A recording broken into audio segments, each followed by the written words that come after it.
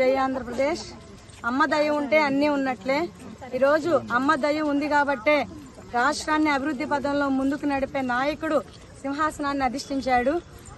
ఒకప్పుడు ఈ రాష్ట్రాన్ని 3 రాజధానులు ఒక అనాలోచిత నిర్ణయం తీసుకున్న ముఖ్యమంత్రి గారు మమ్మల్ని ఏం పట్టించుకోకుండా నడి రోడ్డున నిలబెట్టినప్పుడు అమ్మకు చెప్పుకుందాం మా బాధనని వెళ్తుంటే ఇదే రోడ్డును మా మీద అన్యాయంగా లాఠీచార్జ్, పోలీసులను పెట్టి అన్యాయంగా లాఠీచార్జ్ చేసి ఒక దమనకాండం చేయించారు.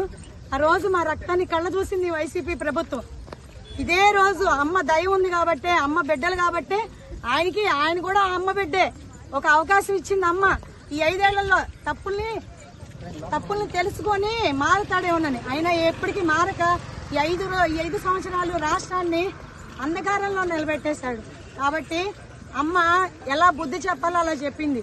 ఈ రోజు 5 కోట్ల ఆంధ్రుల ద్వారా ఓటుతో ఆ ప్రభుత్వాన్ని గద్దె దింపింది.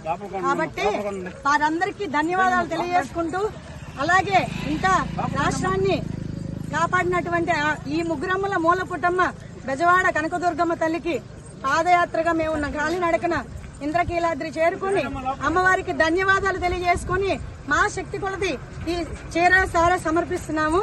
కాబట్టి అందరూ కూడా రాష్ట్రం సుభిక్షంగా ఉంటుంది, రాష్ట్ర ప్రజలందరూ సుఖ సంతోషాలతో ఉంటారని మేమంతా నమ్ముతున్నాం అమ్మ దయతో. జై దుర్గా, జై దుర్గా, జై భవానీ. వస్తున్నామమ్మ, వస్తున్నామమ్మ.